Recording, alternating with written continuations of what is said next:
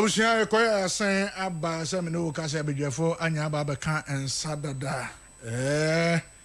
In fact, Nana Kodwo Abam ekasa edima NDC amanyokuo no sanso na Benjamin Asare, youth organizer, incoming organizer, Trouble constituency within the Greater Accra region. We humfoni bi ju se eninam social media no so me am nua Kodwo Dankwa ye frɛ na won fa ne call Kodwo Dankwa menimu ara menimu adwene na menimu susuye na mum me se meti hoyi Kodwo onfe kuresua oye wadwene se onimi be call akansie pe na bia na ofiefo na ye wo oye wadwene se onimi be call election o Kodwo kura de se wo de oye nkyene kura wa yirem kura ona kura de small fly enti infoni dia mbetwa infoni no se mbetwa obia so won agenda odinam the eastern region for obia ni agenda odinam ni ade Kodwo se na meka no o no oye nkyene a wa yirem enti chief of staff muni betwa atwa infoni papa so ni me be call election pa no we winning pan so there na ne fiefo no omoye ne papa enti eno so no Kodwo Dankwa ye friend so ya afa oko why e say eyi a wo se we say oko mo friends en free again student loans e wa wo se kura no na no ya kura eno na obo no tro say u frɛ Kodwo kura se bia student loan ye se bibi o so wo be yi ano kura Kodwo ebe ya free ho why se eyi ase Dubai ya ya appointing ne call me fi a o se ma me ne ebo no tro kan en man wo gya adwuma no enti wo Kodwo Dankwa wo so free ho na afi kwota chief of staff oh wo gya we free ho dada we free ho dada last year no kura no free ho o se na maza mama na mama no kura ko tran ne reception kura to me masa so the free anu hu sakatu na oh maza me no obi akọ da ma je mami o ya de bia na azamba graphic man oh azo maza musa sorry pie na hu sakatu say ne hona eyi your friends gweku no ya ni deputy but ne nyina mu no yawa ye be ntira Kodwo say ye say oni ma me ne kura say eyi DNDS student law secretariat kura yes oni ma me ne nkanti Kodwo say obetumi a kire nsem ne mu kura yakoso wo inside kura wo hu ase kire enti wo hu say yes na say yes na ati musa na me misa no na say ya mo ka say eyi your friends nkodai yes nkodai ko school a yes school fees no yeah, I just said, "Be man, could I no plans on my start?" They say, "I struggle and pay. Let me pay you back later." And no cry, ya person could do better between them. Yeah, can't could do to me, ma. And that is a corporate affairs officer. Honestly, one. Oh, yeah, agent in what? Only a corporate affairs. Yes. And in some of course, you know, be a can you don't do better. So, could you know now? I think so. Oh. Na deputy na kura ni ma me nkanti ase na copy for be information but open information na na say wunye deputy and now we be wunye CEO the appropriate place about me acquire the corporate affairs one yes and amamu na say you and me say corporate affairs tie the word die akura hu nyame na the webutu but the designated officer in charge of Nsemia okay say bia don't make no free stress me nyama na there me some of the things they were outside political I can speak to some of them but anyway but open inside information in them na there I think the corporate affairs office is there o ba be chire mo ageni mboati you know we are meeting man number nice I see but na me hwenze bia the other year na ehu nyame a wa obutu ho na obehu minim de wo se other year sesi a se deputy na akura hu asechira na wo PR deputy na akura deputy na onu ko managerial meeting na information nkita no onu akwa hu asechira who told you say the corporate affairs from Nigerian meetings. Because they have to communicate the idea of the organization. Okay. Whatever policy that is being implemented, they are responsible to communicate it to the public. Now, when we say why is our communication be pen? Or by a lot of releases about our bounty. Day in, day out, the issue. And to complain, but says you say no. Microphone to school fees and say I reimburse you. No, the first year of implementation. Tama, President Mahama Bayer, not the 2024-2025. Omoko school dada. But me can't. They have paid their school fees already. Me can't. I don't mind refund you. Me can't feed you. Me from question. But that is that we have only implemented the policy for the first academic week. No, me born. I feel we did. Universities, no. The traditional university, Legon, KNUST, they have a different position from the technical universities. Technical universities, and they agree say reimbursement should be payment should be done directly to what? To the schools. What I said. But the traditional universities, given the history of government, say if you almost subvention, sometimes I am quantum no. 8 years in the AC. What I said. And some of them have a different opinion on that. You know, negotiations this year. Bankolanu was school that out.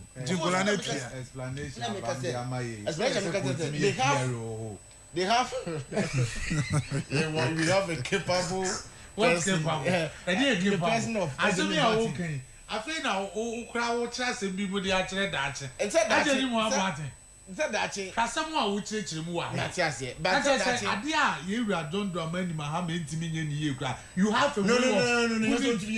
I have told you the universities have and you are good at that. No, the universities have a different position. The traditional universities. But and I mean say if the traditional university has a different position yes. on this, the knowledge as we have it, yes. Is to see as a Nkodano or more schools is here. But if there's a different position, if there's boardroom issues, what should be the best? There is nothing wrong. There is nothing wrong. I am saying, say, as it stands, Nkodano school. Yes. Omo school fees. Yes, because yeah, University of Ghana went to register. All the traditional universities. Yes. Until Nkodano school. Went to a certain percentage. Want to meet and register. Until Nkodano school is your material school fees academic work na shasi. Exactly. Until as to whether the university agree on pay to the school or reimburse, it defeats the original purpose of not making the student struggle before he pays the school fees. You see, you are painting all of them with the same brush. No, I'm talking about the traditional university. No. The decision is because they have different position on the issue. No? Yes.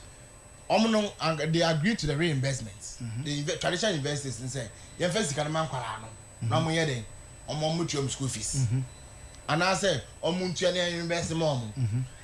What I say, and yes, say the original idea, the intent of the policy, they say, "You be stress neither a few students and so." So government and the agency is still in talks with them. Say they be implementing in the way of implementing the technical universities. I say we encourage topic. What I say is simple. Government, but any policy no we know the bad. No, you can't say that. The best thing is the microphone. I can good microphone. The best thing is say, oh my yeti as say, Ghana for Nkwala no omo ko university a first year no ya omo bre. The government be so omo asene so omo betua first year no fees ne dey amo. So say University of Ghana fa nipa be say me dey can say be 1,000 sa 1,000 no say so omo de sa number ne ma government na government ni tua sana Nkwala na beso. No. That and yes, Akra. No. No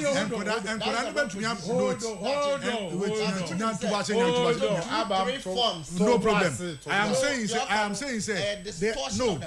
What he's saying, you see, what he's saying, the idea is the university can accommodate the students, right? Now, why yet in the list, I say, okay, I've been able to admit 10 students or my class wait. Admission doesn't mean hold in Crawford Marco 1,000. Or my classes are for 1 month. we have given them the opportunity to register. Yes. Classes as by school for the first month. Having done the auditing, these are the students University of Ghana absorb it. Yeah, they are buying within the space of a month. What here am I? Simplicity. Because of the reason why universities in Nimhawa are buying subvention for 8 years. They want the money before some academics are started. Because of Subai him yamu done it. Oh, 8 years. Yeah. No subventions. Yeah, you two obiaska. And you more subventions. Yeah, you two obiaska. That is the government giving subventions. University subventions. Yes. What are you saying? But you know there is a statutory fund you can arrears can be arrears. But you cannot say 8 years or more. President be anyone more over 8 years subventions on the car. Subana man you to buy bay. Subventions in the car, schools. And I will say, what the policy be by your friend free stress, your friends no fee stress. No fee stress, and also they. That's what they say. You know, say your mama admissions and your kawahana. Yeah. I don't just say school now for who. Your time one. Your debate multiplications. Near the Yahoo schools student. University of Ghana, a nipa 1,000, and no a stamp. I him say nipa 1,000 way, and the for more university. Now school no ascend the list no. At the Amma government say these are the list and Sika says Utia Mae. And says Utia University no Abaka Pabosian. No what the Ababe started because when him say at once one our government and first Kanema. And just one more Pabosian Kim. Now quite cut the two almost because Kanema. Almost was a band of Kabia, they are Obetua. And the university now who said no, this time around, no, young first school non to touch a beam. Near what Casa Obeyano, first Sikana Bra, near Qualano son twas, and Yasadia, then in Qualano Muntia, a buying the bar, no more dear Tiamoka. Not just a Yabosia, a buying no Yaya Copabosia. Imagine some of Jilum 2,000, some do could you fees. A buying a Banoa berry funny 2,000. What the interest account? Loan number the interest account. If you are buying on that, say, who delay? One more often also craboka. So we agree that the policy is good. Yes, implementation of the policy is problematic. And you want to massage the issue now? Who person you come in the challenge. In fear what subvention, versus subventions, and as a bad mom. You know when you're if you want to, what was say? If you want to, I wouldn't want one. I would graduate here. I will invest you. No, but you cannot walk. And was it? Okay, you say subvention, it became more. I agree. Even student loan trust fund. Now loans and some of them apply before you take it over as a government. Now a car will man for apply for loans or munchaye. That one see we buy what clear those areas in the way up to date. Even this we plan loan up I mean you am denedi onim. And now my universities know different position on the issue. Nonetheless, look, the fund has been able to agree with the technical universities. You trust the technical universities directly into the what? Into the account. Okay. Then the traditional universities, the reinvestment will be done. That you wouldn't say in the first year of implementation, everybody will school that. Yeah, I agree. Over 152,000 reinvestment, yes. From the I know the government this is not a thought through policy. And I make a joke. That's a cut topic. Oh yes, no number. That's all Bebani answer. Yo match. Almost started school. Now almost started school. Oh, school yes, I don't mind you, Moka. o say Jenim Boa. Ba unim say nkwala ni bi tutu. O say we no ono onye PR and onye CEO. More than Jenim Boa. I'm sticking to the issues in the public space. David that unim say nkwala ni bi tifi o mu go school. Omo try say aban betu o mu school fees no omo ko. Because omo niska. Aban so obetu ya nti omo tifie. And na 3 months ni omo tifie. Propaganda mo huna mo ni ma me sha say nsem fi so. Issue no. Let me so much as so mo na waka fa. Ade issue dia. So na no so me ma ko fa. Na so na no. Me fi sa afanyo dia. Na afanyo wa ye. No tie wo sukura. O se topic on me afanyo dia no de ma. Da bi me ma so na. You gave me afanyo your second topic. Me pa cho check it. Sona 2026. Okay. Ma Sona 2026. Okay. The president delivered last week. Yes. State of the Nation's address.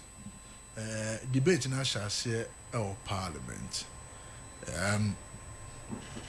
State of the Nation's address in its totality. That's it. And I pay me chow now. I'm saying yet for Prime Minister in Chia 84. I'm in Chia Ghana Mampini. Again, Minchia producers, Minchia Minia Ocean Permanentia Wana pay. Now, State of the Nation address. That's what say President a year delivery or started from the economy before answer or move to other issues. Or call every sector by sector. Until he lay the economic issues bare before he took off. Now, or started here, no, or started from where we were. When you say you move, baby, na yejina, and son of a fair kunjanu. Then he accounted for the 1 year he has been in office. On my account of what has transpired.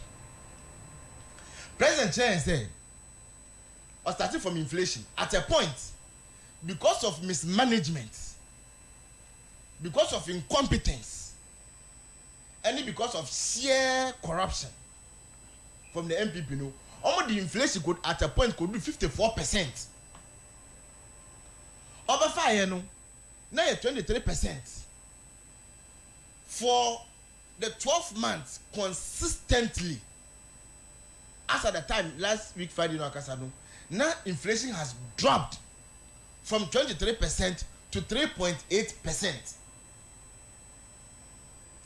Now, food inflation in 2022, food inflation go to 63%. You ever find that food inflation was 28%? President Yania Kasano, net food inflation about 6%. What does it mean? Sometimes now food inflation got 28%. You know? Now we got 5 kg of rice. What we need be 200 Ghana cedis, what we need be 300 Ghana cedis, depending on the brand.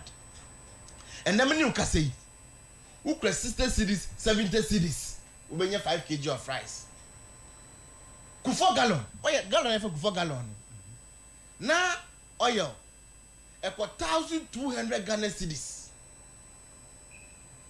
Because the food inflation are rising. Many can say the same oil is under 500 Ghana cedis. President Chen said, you ever find a policy rate was 30%. And when he said policy rate has a direct relationship with the lending rate. So policy rate the cost rate, lending rate automatically also goes up. And it's our small business. To say many Oko bank is so kajibosia ade abestia ne hiem ade abehye na adwuma mu a the rate at omode man no wan hwe kwet nugu na adwuma no because the interest rate akọ almost 29%. Many you can say policy rate is 18%, interest rate is like 15%. And so those were the economic indicators. President Chair said we were in comatose. The economy na collapse. We were in shambles. It was a broke economy. Now the economy was totally broken. Only at a point, the President Kufuor said, now, Oko Chebi, besides, now send on memory ye.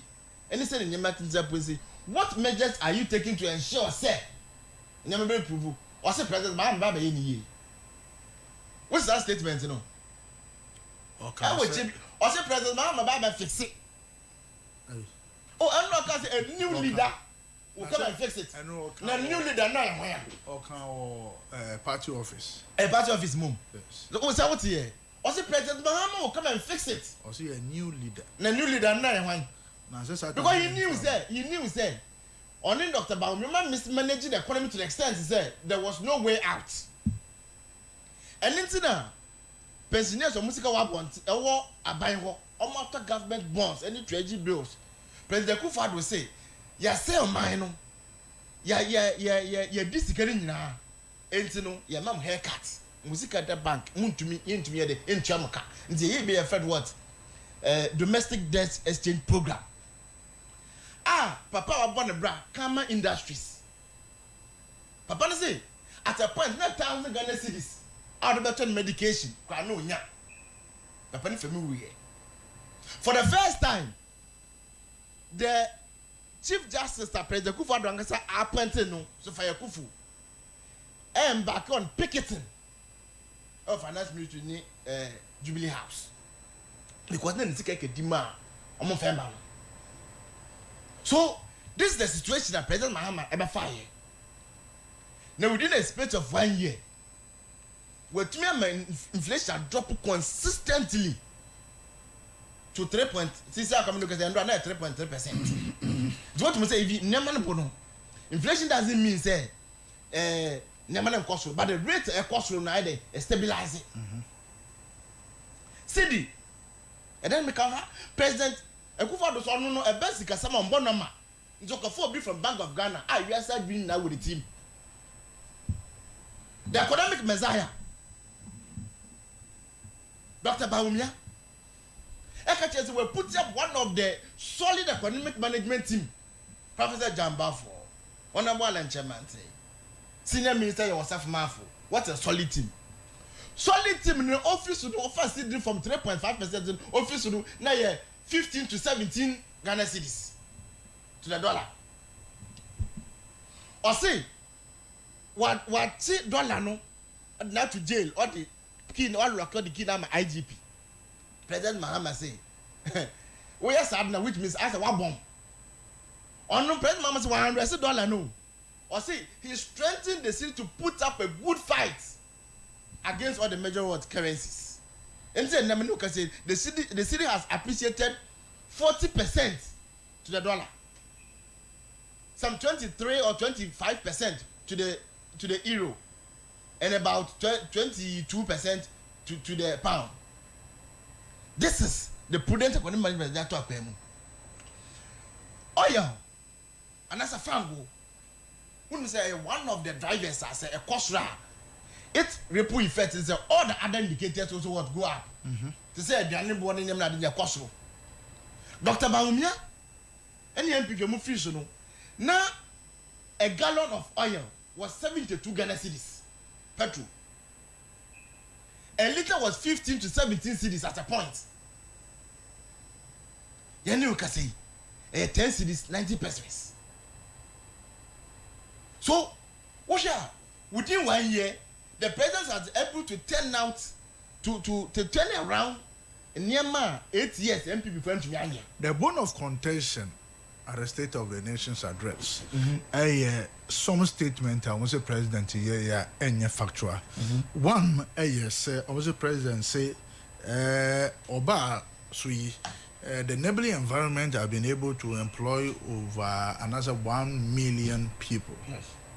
People say it is not correct. Have they produced evidence to that effect? I'm saying Ghana Statistical Service is 330,000 and not the perceived 1 million. At where? 330,000 at where? At where? From 2025 beginning. To public sector or the private sector. So let's put the discussions into proper perspectives. Private sector and a public sector. No, I'm asking you. You are putting information out, so yes. The person will put in proper perspective. In fact, fact check Ghana, and they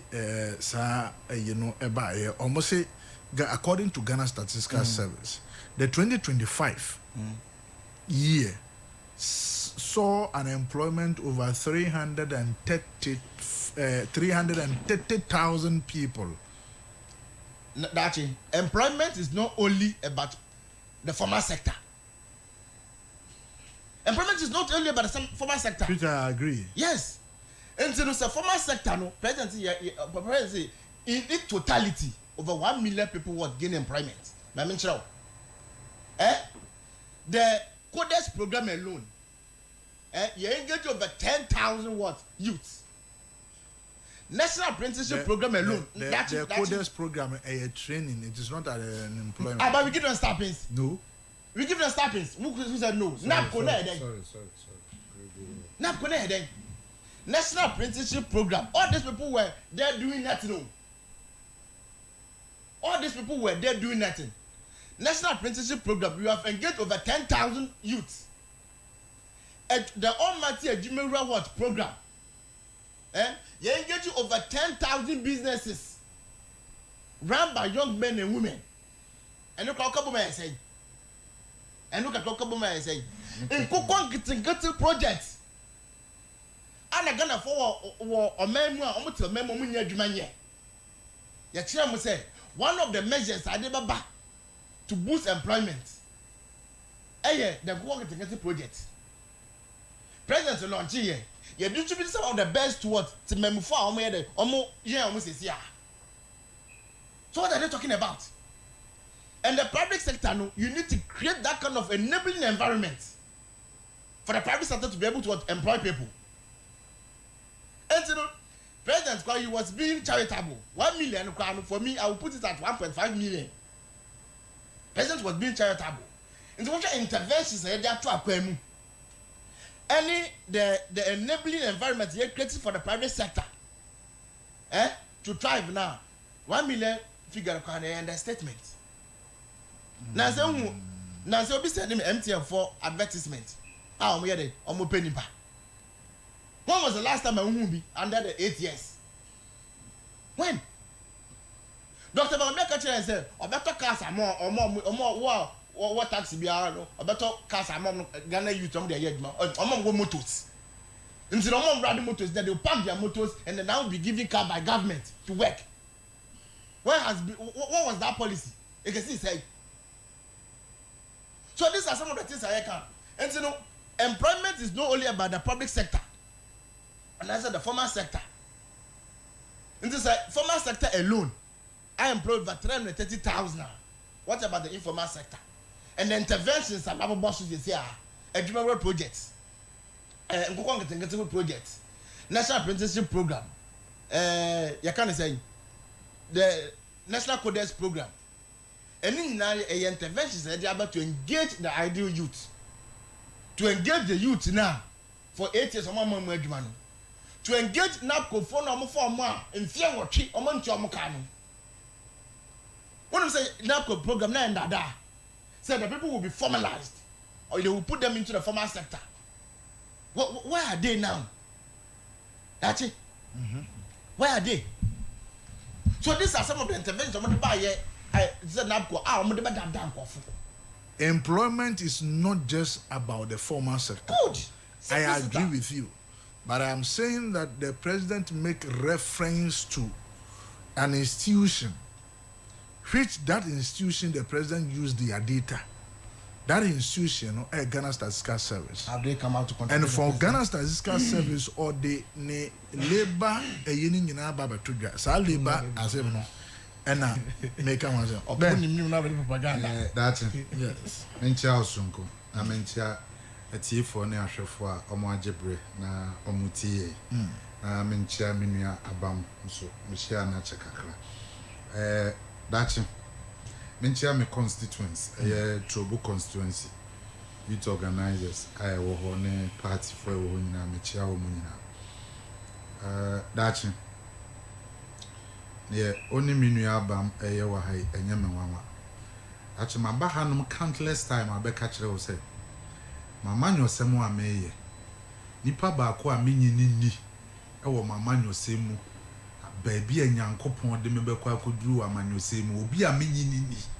Eye Yewura John Dramani Mahama. Misrewo wa fidie so kwakire. Obi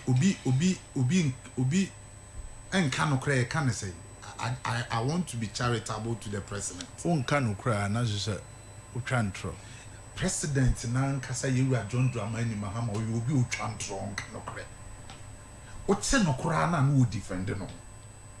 From yewura John Dramani Mahama ebesi fam NDC phone ni no kan okre. Ade na kan say. Me nua enti asisi before I make so na no so no. What how am emphatic categorical statement say NABCO 80 years yentu obiaka. Is it a fact? That is not true. And you sat here but and allude to that say 8 years of Nana Addo Dankwa administration NABCO yentu obiaka. And also the obi and to me kasa na do. You go na minim abranche bi ano ye. So you sit no here say and a can came. that is the DNA. That is the DNA of NDC and yewura John Dramani Mahama. Ye still mini abam into a try with vim or kasa na nani ho ha. Asam na o kan ese no kore. Was say woman nurses in issue. Yet krom ha nurses demonstration say 16 months a omo aye adwuma ye nti omo ka. And you sat here and say money nurse for ni issue. Yeah, because okay, so the update of that issue have been resolved. And this is what it is. I don't want to interject him. The nurses were told. It has been dealt with. Say they were going to pay the 16 months. No, it's not even 16 months. It is 12 months. 12 months. That they were not going to pay all the 12 months. Boom. Yes. They were going to pay it in different trenches. Yes. So as we speak, their nurses are yet 3 months. And the minister has been dealt with. three to be able to cover all. And nurse for how many months? The nurses were 12 months. Yes. From where to where? Hold on. But John Dramani Mahama ni NDC by how many months? Oh, so much 1 year. How many months?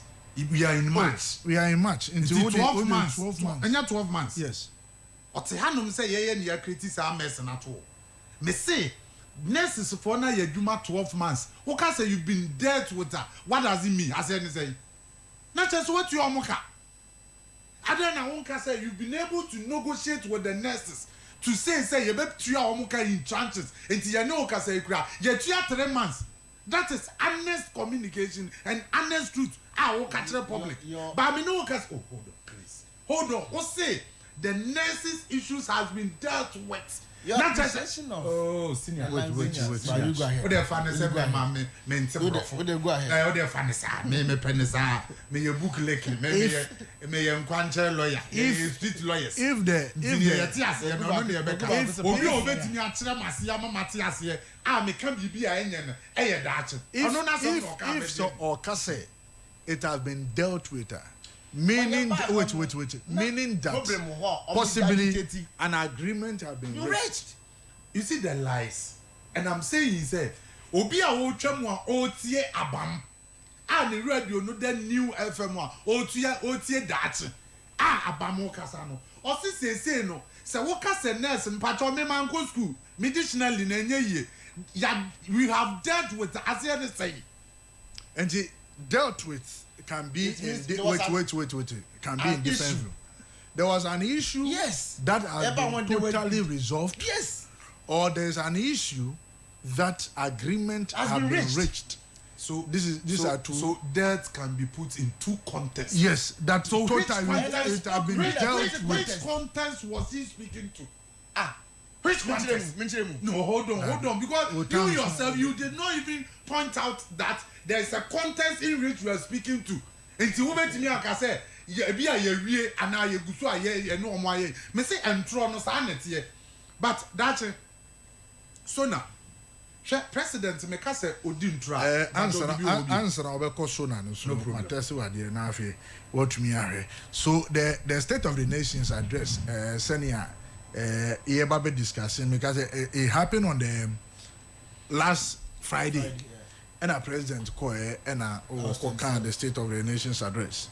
What can we, yes, the minority cracker said, none Monday now I was expecting say some press conference for us to know the true state of the nation address. In fact, in John Dramani Mahama 1, anytime be a best state of the nation address, you come to give us the real state of the nation's address, it was really done by the minority in parliament. Until one would have expected, say, Abia possibly, and by this time, you know, say, Mama, the true state of the nation address. But to say that, I don't know, say, Abia, no one, I'm one shall say, Mojiji, for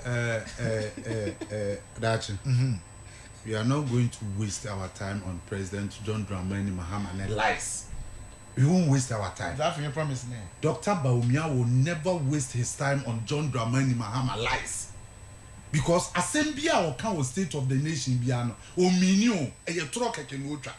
Last year, Mamema State of the Nation, near my President Nankasa Kaya, but also mami 15 minutes there. Because Wakasa 15 minutes. But what the abuse work?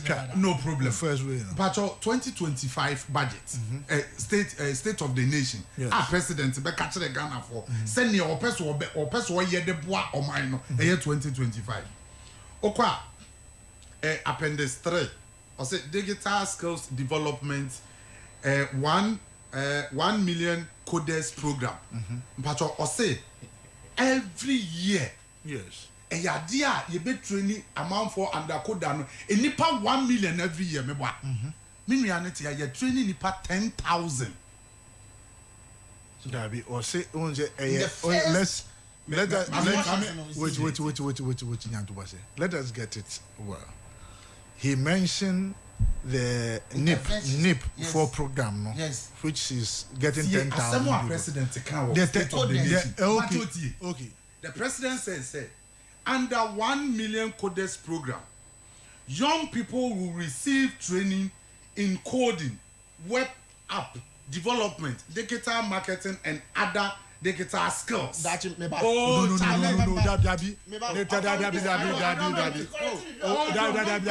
When it is your time, yes. Your microphone is off. Your microphone is off. Let not here. Dabi, let him finish. Stay doesn't meet you. Why are you behaving as if I'm not listening?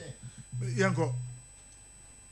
So despite the launch of this coders a year Mahama a year, so him so launch here. From the launch, 859 young people have been trained. But the OSHA was say 1 million per a year, and also be training. Oh, Charlie. 1 million coders program. It doesn't mean 1 year every year. Yanko. We educate no. But Yanko, the microphone over. Yanko. That's it. And then me know say, sir, policy now you are John Dramani Mahama by when to me uncle and fulfilling the promise. Yanko, the next one. Social housing and home ownership 2025 appendix 4 or say we will also implement a law cost social housing project supported by a district housing scheme. This project aims to remove the financial barriers to home ownership. Me know can say sadie we yente once that president na kan once two budget any aye sa policy we amem. President na be catch you.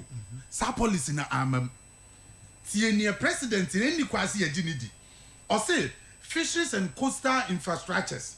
We will also invest further in modern fish landing sites and cold storage facility to improve post-harvest handling, reduce losses, and enhance the quality of fish products. Me no work say 2 years ni sa asem we ya president kai no ya read the budget mienu ba kokura ni wonu ma president na asem no kan e fine no huwom president ni you obi a won kan nokre President John Dramani Mahalaya say Mahama no ya de Mahalaya na ato so on kan nokre na sem bia o kan ye bia no ma me ma wa ade ba kon so wa ha o say energy sector reduction in commercial and technical losses will lead to affordable tariff for everyone and being relief to all users of electric power.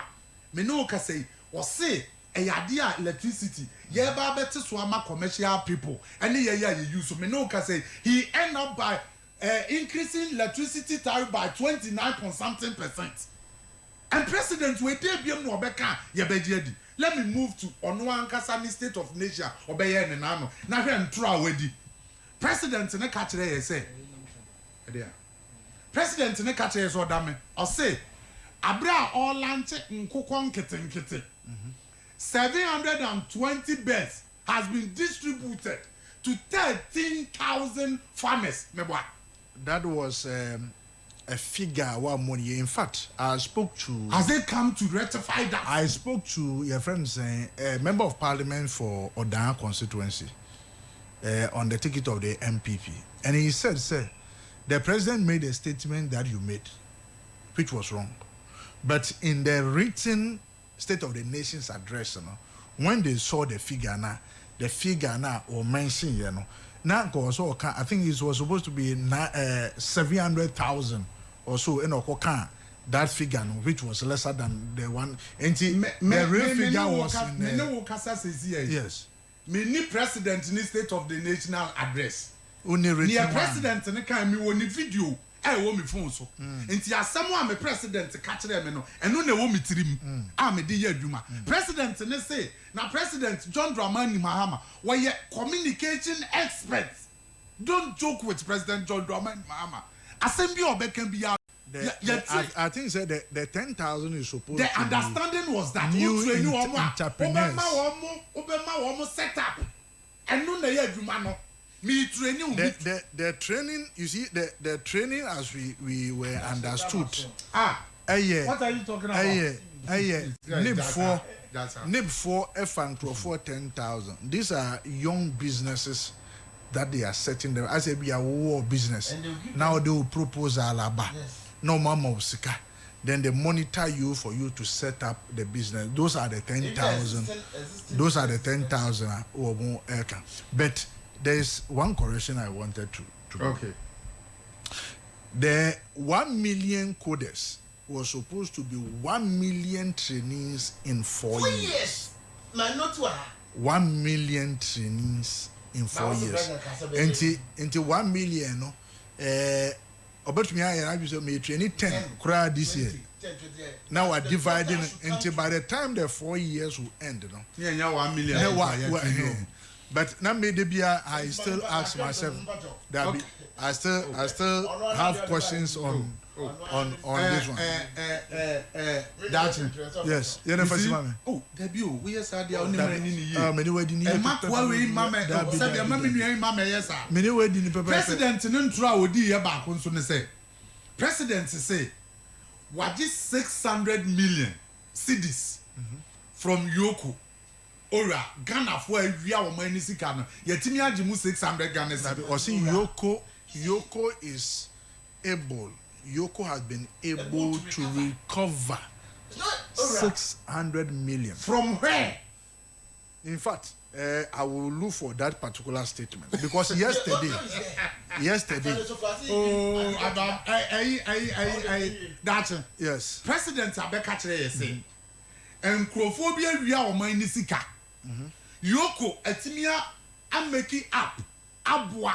I'm a receive 600 million Ghana cedis. Meboa. I am Crophobia. Sir President in a canocra. Na some na walk and a no cra. A woman as says can through a mobile.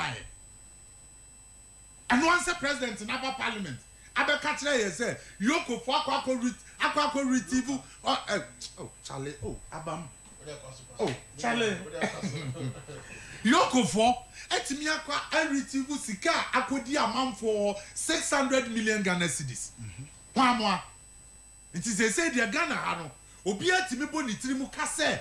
Amount be a yes scam yakwakoje but some microphone a yes scam ye ni mo ye ghost. And this is what the president said, and I quote: as of December 2025, the EOCU has recovered more than 600 million. The office has investigated 462 cases, with 15 currently under prosecution. It has dismantled a transitional car jack syndicate and recovered 29 luxury vehicles that were stolen, President Mahama stated. So this is the full statement. Stolen by who? ehon wanka. Jesus Christ. You see, So, a president. Yoko is supposed to No, investigate why not the information? criminal- Why not the information in my Yoko? And the president supposed to give us the true state of the nation. True state. As someone you know, crap to. As a president and I catch it. And a president I catch it. Say Yoko for me up on modern. I just 600 million. Actually, Ghana for our more we are mine and yes, sir. Sa stolen cars na wo ka ho asem no eye ghost fo na wi aka no ne ye ana ye enua ana car no kosisi wo mo ene yakwa ko retrieve car no ana ama ye this amount ana because the jokes are too much president no and also president ka je say ya baba chi Bernard nti Benjamin yaji hold on you will find it absurdity yante ha ana Yoko no be ka kire ye Shatawale wa wi aka yante ha wankasa we aka or say the car is a stolen car. Yes. Meanwhile, it has come to prove that you all can throw. Who has come to prove so? Ghana Ankasa, fact check. Omo Ankasa, Omo Captain Smart. Captain Smart, NDC Captain Smart. But do you believe? I believe Captain Smart more than John Dramani Mahama. I believe Captain Smart 100% than Yewura John Dramani Mahama. And Captain Smart yami ati asese. Captain Mami and Captain Smart yami ati asese. Yoko asem na obeka to Shatawale so no enye nokore. Meaning said the na captain can the time anamu abe. Me jini nyina di. And wama yati asem so sesi ya say o pe corrupt government 1 year. Why an assessment? Yewura John Dramani Mahama na bem. And also can life. It's Yewura president. Sa kro the John. And then throw now dear sin and this one. Odi Ghana for because of only one term. I want some back. And my Ghana for message to me be enough is enough. But I say remember 10 minutes. 10 minutes. 10 minutes. Now Odi 9:51. Okay. Now Odi wafa afenyo topic na kan ko. Dachi. Afenyo topic in the emsa no more. Me safi me nua gina say NDC for the president Mahama yin ya trofo. But he has lied through his teeth. Am ya chi na say ko pan wo chaw. Dachi. Look, we here Asian ono anke say we you dey buy na me twa to me phone yi. We here head in here digital skills development 1 million coders program. Already here. I say under the 1 million coders program. What is it? Okay. I say under the 1 million coders program, young people will receive training in coding, web app development, digital marketing, and others. Under the program, there's nowhere a president can say every year we train 1 million people. This is simple comprehension. Under the program, so the program is a 1 million coders program. It means that at the end of the 4 years, the total trainees should come to what 1 million. I say we might explain that. The answer we reco. I see and this virtual draw. And try me near the way the dinner cycle. I had say opacho ompa channel. And there's all the card will tell me now a patch on it. Again, I say president can say, "Ora, you Trivisca." President never, and you exposed him. President never said anything about Ora. Iroko sika o ma ready. O ma retrieve the president to that. When you expose him now, I feel like I shift go post no.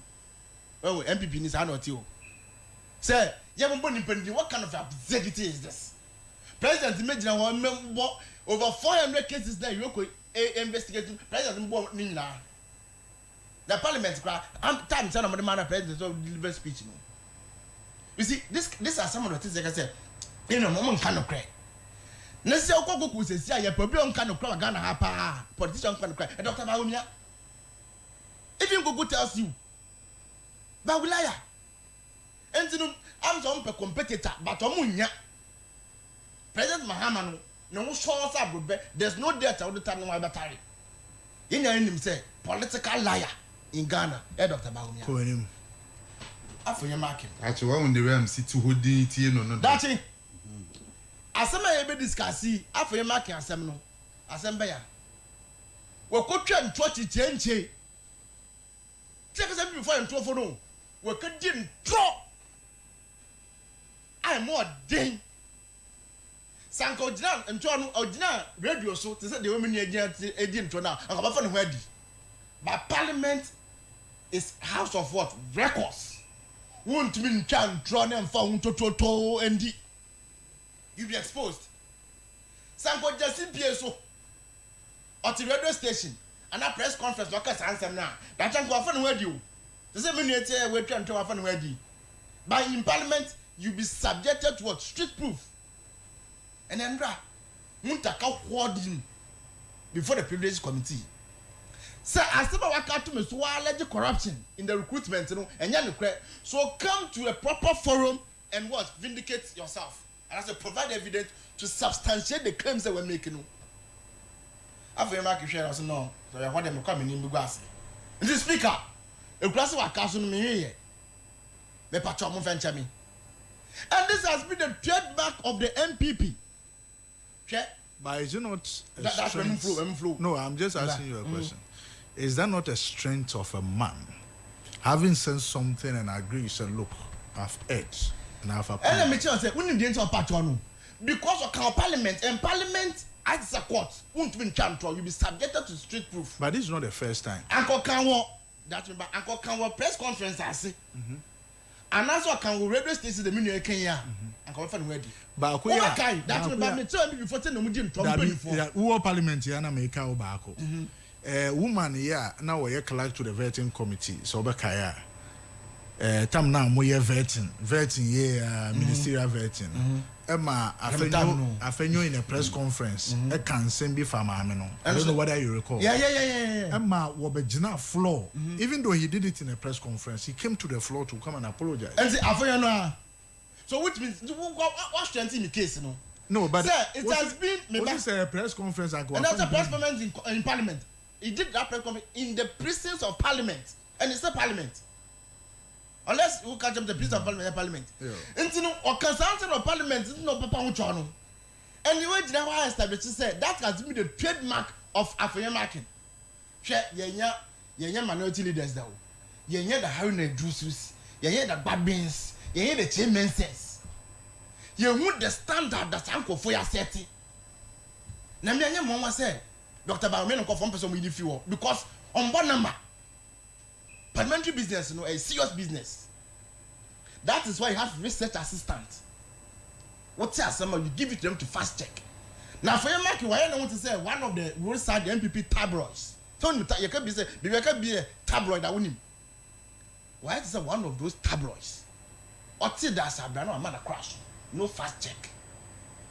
And penny them manti. What is one thing?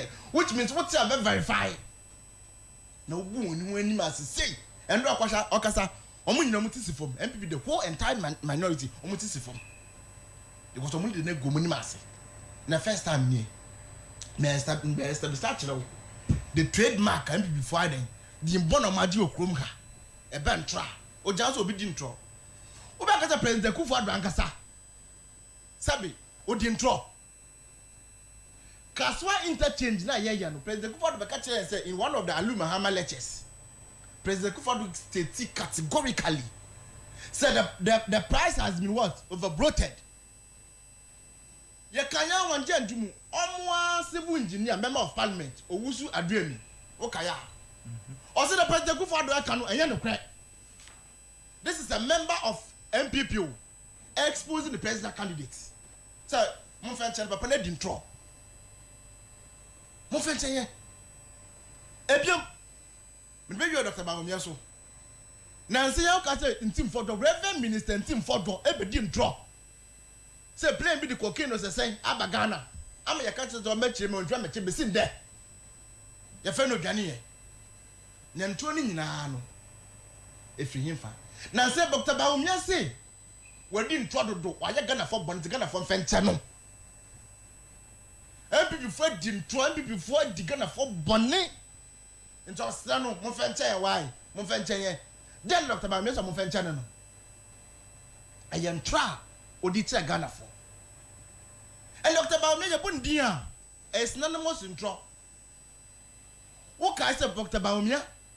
Akache said there are over 80,000 Togolese names on Ghana's voter roll. Abai Tisika has set up a committee to investigate this claim, this frivolous claim. But since there's a net Dr. Bawumia the evidence, the committee na minim. And so come to me. Say yeah, but to a list na voters registered to aban to go for woman. To talk for me president man. Yes, so much him besin there. You be say Dr. Bawumia, a radio station said I'm not say. Say what has been the greatest achievement of the MPP in the north? And on Dr. Bawumia. Or say the establishment of the Palugu Dam. So now the one almost MPP first to see Palugu Dam. Me no can say brother Dr. Bawumia first from Palugu Dam. And so the sound to no of an hoodie. Again, Dr. Bawumia can just simply so Cape Coast. Me fancy. I catch na fancy for say. On in the boss Akufo-Addo, president, former president. On my decided to be airport and mayor. Oh, Dr. Bawumia. I can't sometimes or a penny to Adam me kakra. I did see on the boss who kept because he beside and say, this is what Dr. Bawumia told us the previous day. Now, what is the plan for establishing the airport? Akufo-Addo send them come so be because on as far as he concerned, on can't tell Bawumia so be airport and Cape Coast for. That's it. And the Bawumia can't even draw. That's it. And they come we didn't drop. I established a country in team for door. We didn't draw. Akufo-Addo didn't 20 be. Bawumia no dim things in mind. After you mark and can answer because on non person. Or ye be so position because Bawumia person uniform. What kind campaign money and I work and see. That's it. And some person uniform so he doing anything possible to what to protect his position. 10 o'clock pepe. You see, To fresh man. Obi a yato abama na oye president is here dintro. Obi a also oye former vice president Ghana nto abama no. We dey emfa ne sasem na wo kan okra no Dr. Muhammadu Bawumia de ne enokre. Between Dr. Muhammadu Bawumia ne Yewura John Dramani Mahama, gravity no de ne eso. Oye the first gentleman of the land. Yato abama no. And net be 3 weeks ya president ya kojina parliament e dwa draw.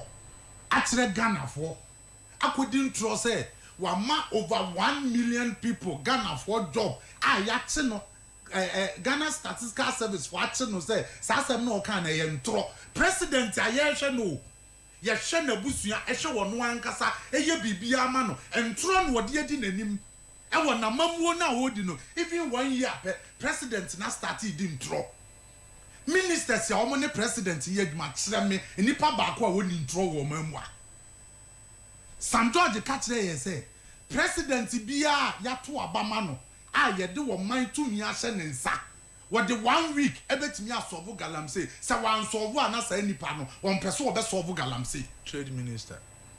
why then So was you be a minister who won't transfer. trade minister e wan bondi mame Oh, your friend that really Hey. Your friend say Ofoso Jare. fuso jare Yes, Elizabeth Ofoso Jare.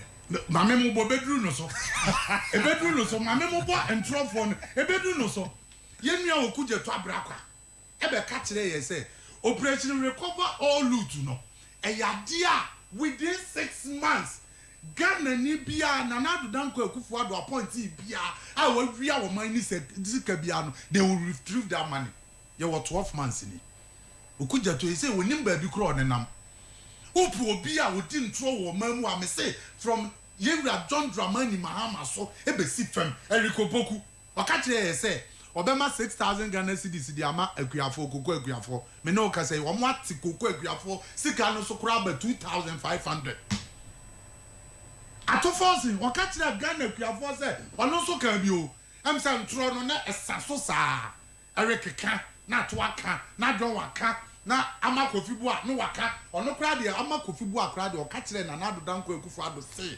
the last resort our Ghana had to fight galamsey see a be call it state of emergency all kasana will sue or parliament nipa ba ko ye nipa boni nipa kese pa ene ya amakofi bu a nyame adom Yewura John Dramani Mahama at the sector na will sue or parliament no mama na de ahya won sa say yenim so wonim die because unim die no na furu ko mu ana wusu sɛ Nana Addo Dankwa Akufo-Addo ɛnhwɛ sector ne yie ɛne yɛde sector no ahyɛ wɔn nsa ama Kofi Boahene ne nam hanom ɛnɛ galamsey ate ate sɛ wɔ ɔman mu a ɛnɛ NDC foɔ nyinaa top to down obi a yɛ galamsey nti seesei no nsɛmtwerɛfoɔ koraa no yɛde bi awɔ wɔn ama wɔn nka galamsey ho biem ebinom ɛno ebinom MP NDC foɔ nyinaa a wɔyɛ galamsey ne ho ane ho NDC ni and uzi so what say NDC foɔ nyinaa ɛyɛ galamsey a then meaning say you know so will be a galamsey a memo di nkyerɛ o a body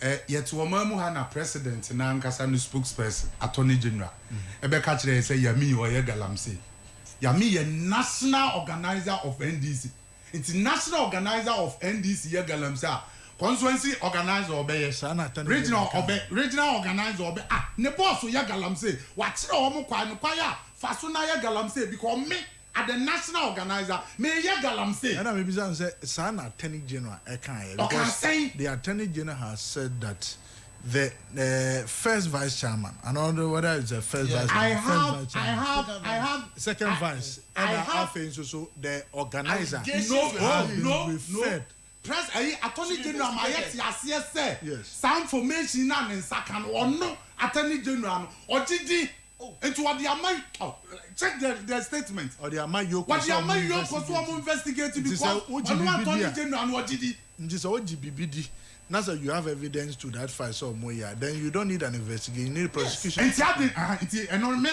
me say say me na aka kire me attorney general na so okokasa asem ne kire no because on the year statement and the Bible says asem na manfo aka e dey afa Joseph Yami ene abanga ho no wono attorney general no wagidi into the amayo koto omunye twetwemu e ye gymnastics because what they fa ho ni aka say even though NDC time kra no omo national organizer alleged say wo ye galamsey ko omhwe na asemu e ye tro oboa wo ye to omamu a na Joseph Yami ma president warning say 9 months for no omugu forest na omo prevent galamsey police for that police for was not yet no problem sankrofo na president na share omo the state and na share omo say omo nko stop galamsey yes no forest meboa Joseph Yami won president say oba police for ni free ho ampa ni 2 days na president am omo nyina free ho that is the power of Joseph Yami nti galamsey ekoso wo mamu an say national organizer ye galamsey youth organizer of constituency ono kra de wate atom na first vice chairman o na te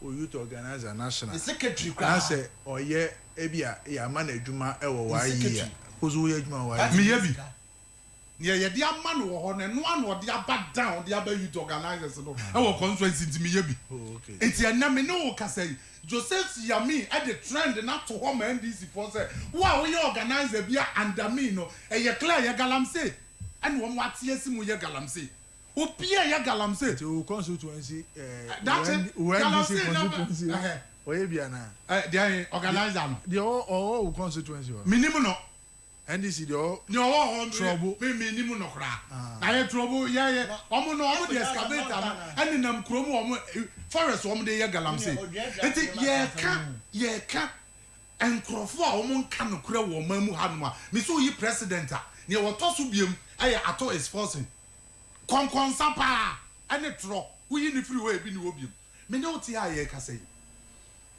John Dramani Mahama ma ye ti ase say ade a ye betimi de asi unemployment ano kwan aye 24-hour economy and that me pe wasem to the extent say abra omo kan 24-hour economy no and some omo kan fa 24-hour economy no oboni nyina wo station ha enti ase a omo ma Ghana for you futi ase a omo ko san light to abama omo ne say existing job wo no ye di nipa 222 e ba be kan ho enti one job 3 shift 3 people patronya sa no nkai and Ghana for ni omo gidie koto abama ye wura John Dramani Mahama say wo twa ntro atro no wadi Ghana for and the 24-hour economy aye fiasco because over no na existing job wa na wo ho no se Ghana ne ye 1 million people na enya dwuma ka wo ba ye na no yamfa 2025 kra nchawo ye beka se wo de no kra no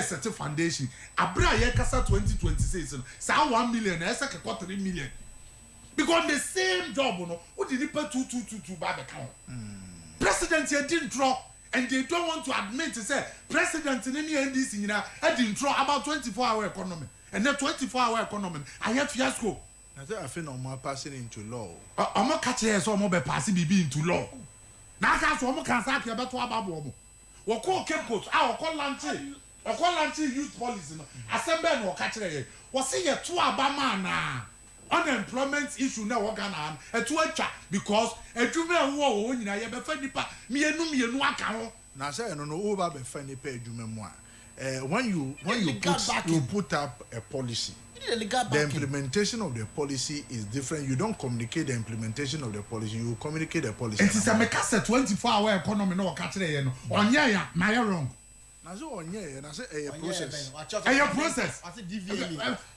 also a big process here I say DVLA omo ye 24-hour economy hold on 24-hour economy no odame that's 24-hour economy no a time duration na ye di adwuma na sa manfo adwuma on beye what's the DVLA wo ye 24-hour economy 24-hour economy no ba ye ti ase say e ye 133 na so obi beda DVLA ho amade ate ano ni ye 24-hour economy me 10 o'clock say 10 I'm going to fuck you. And you know, you are president. Na sempi a wakabia na Ghana form fan is serious because woman him say or trademark ni so you be on kan kore. Enti me policy a me ye no. Me see you are don drama ni ma on kan kore. Afen your marking. Also we dey afen your marking. I started you. Asem we see your parliament. Ah yes afen your marking apacho. Yes so no for any remorse. Ah twa ntro wo mamu anoma. Omu ntimi admit mpacho. That is a trademark of a leader. So when you are wrong, you admit it and apologize. That is a leader. So me NDC leader what I'm trying what me a patch us here they always defend their life. But we there so patch up how. Because in trying to do President Kufuor the second fan about patch up about Kaswa interchange no. Now me say 24-hour economy see you cannot. But oh my how many minutes? Oh my how many minutes? minutes? Oh my, you cannot.